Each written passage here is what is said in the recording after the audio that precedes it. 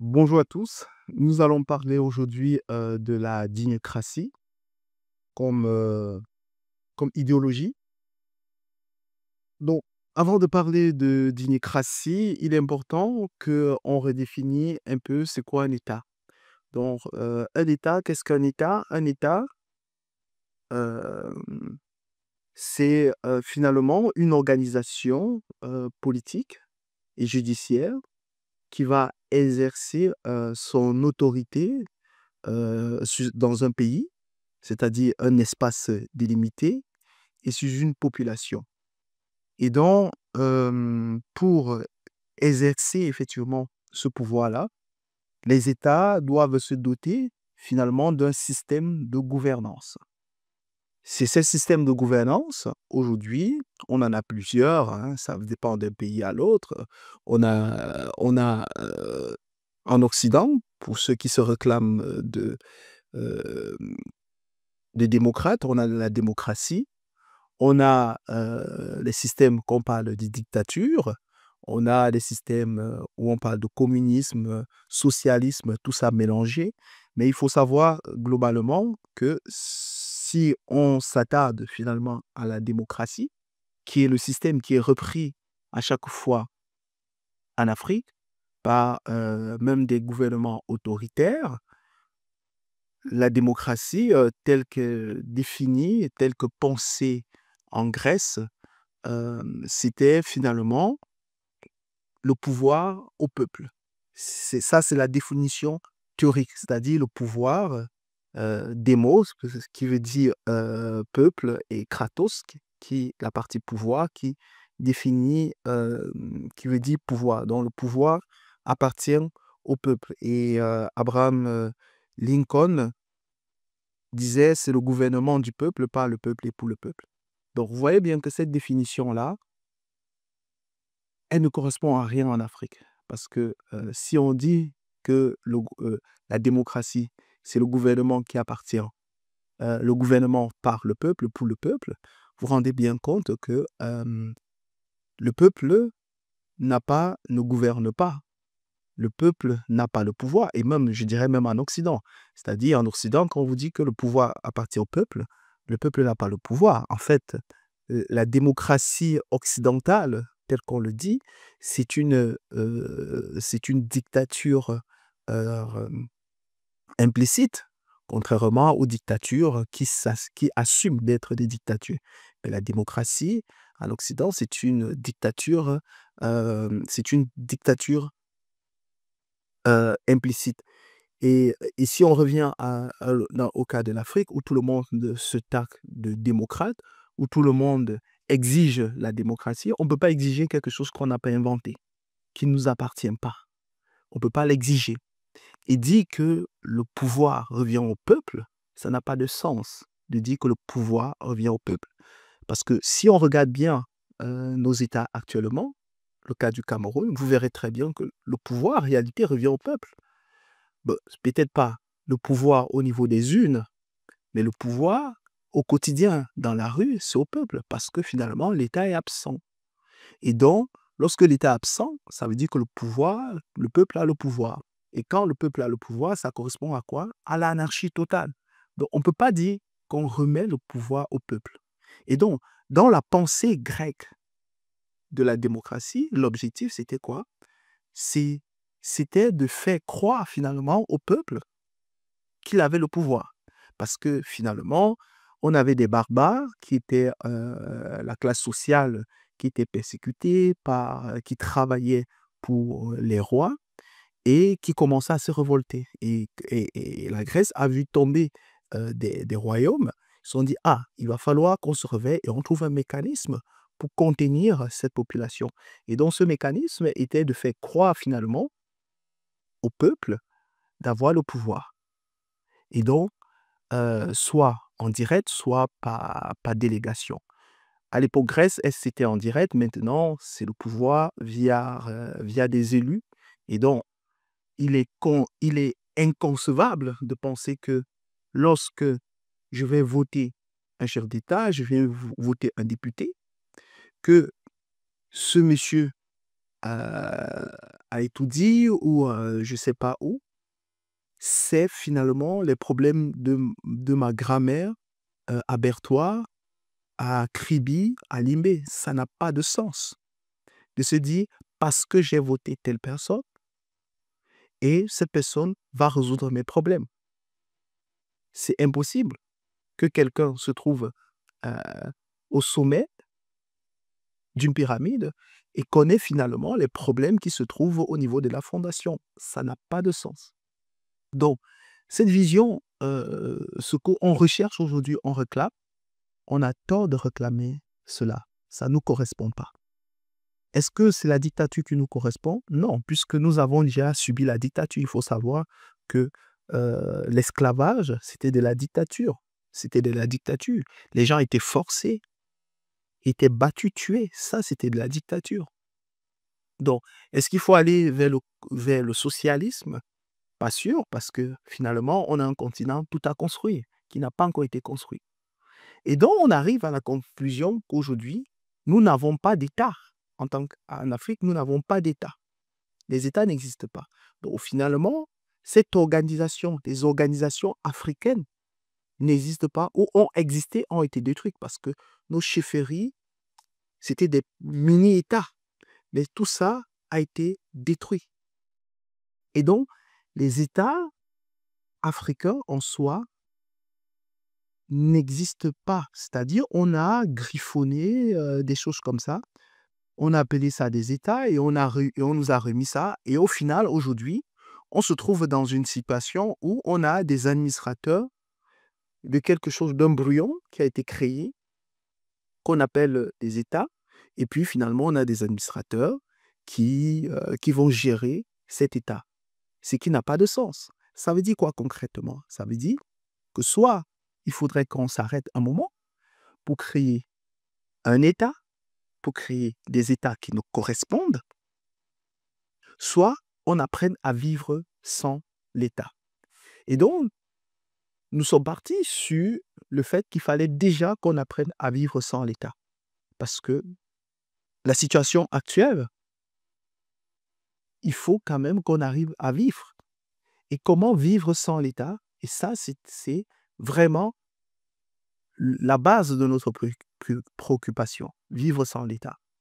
Et finalement, la vie sans l'État, elle ne peut que se faire si nous travaillons ensemble pour faire avancer nos vies.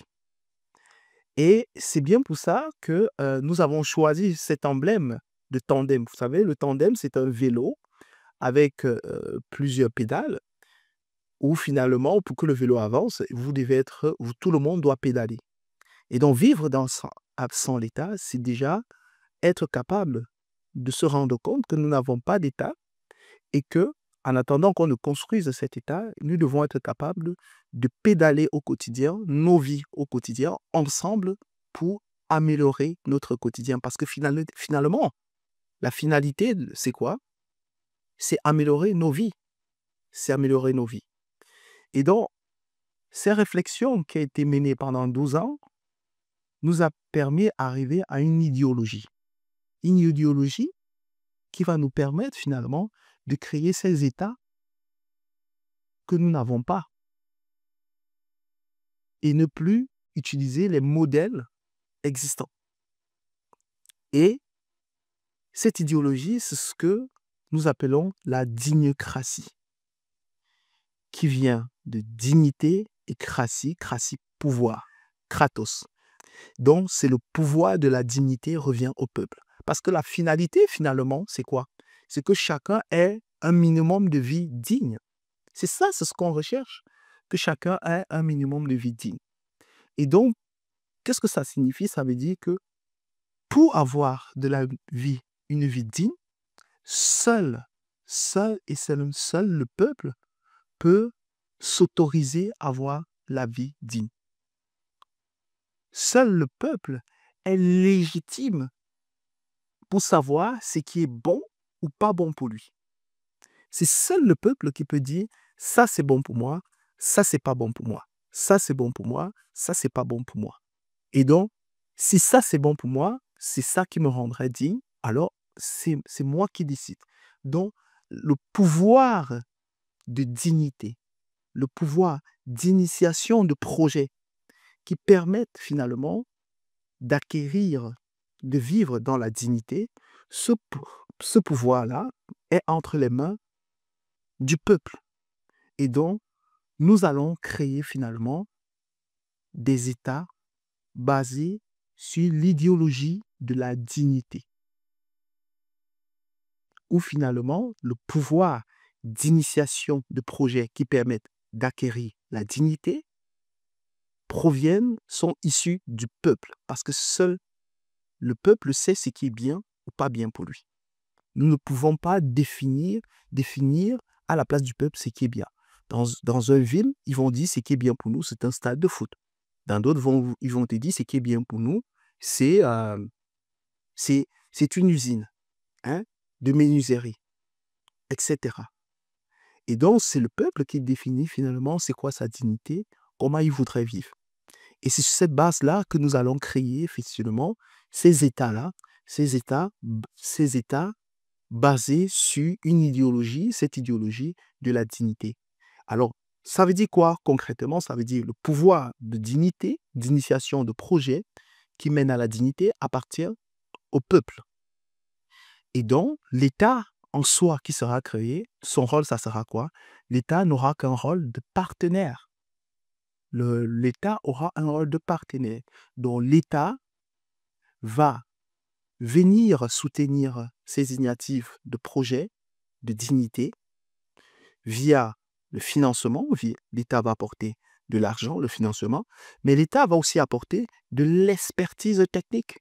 Parce que le peuple qui initie le projet, quand le peuple dit finalement dans notre quartier, on voudrait un centre de santé pour faire de la médecine préventive.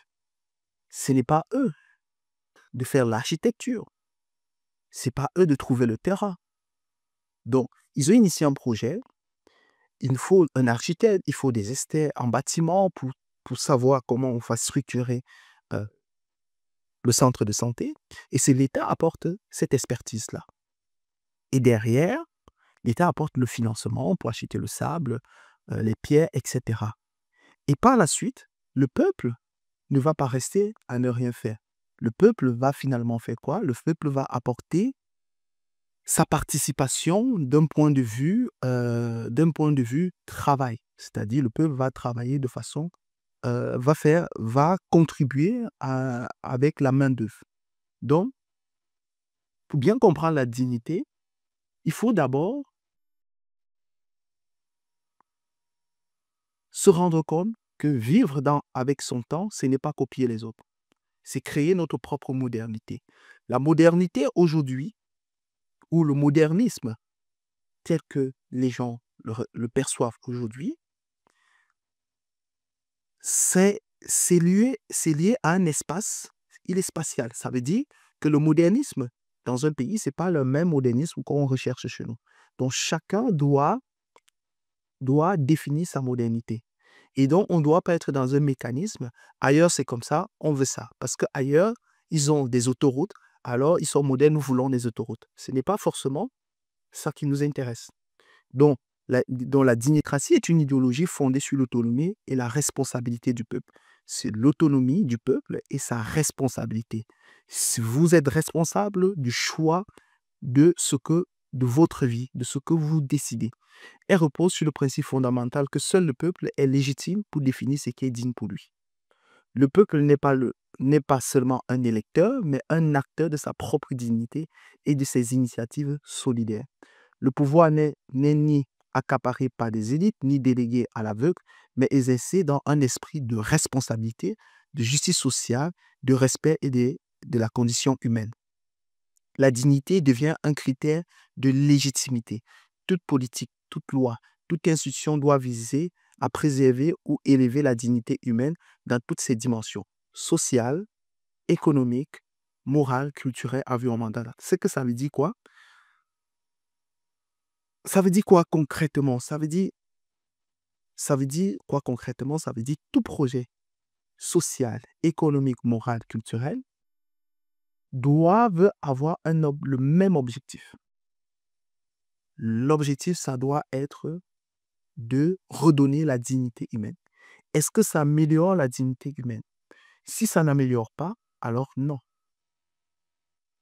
Si le gratte-ciel, si les avions, si l'aéroport ne nous améliore pas notre qualité de vie, finalement, on n'en a pas besoin.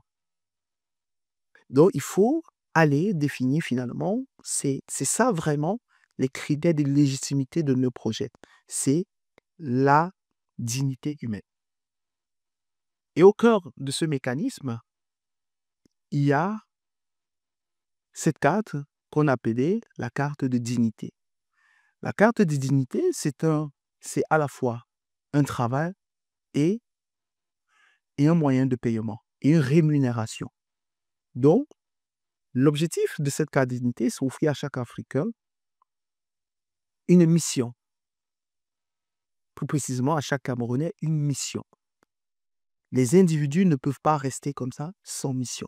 C'est-à-dire, dans notre pays, désormais, chaque individu aura une mission. Une mission qui permet d'améliorer la qualité de vie collective, pas individuelle.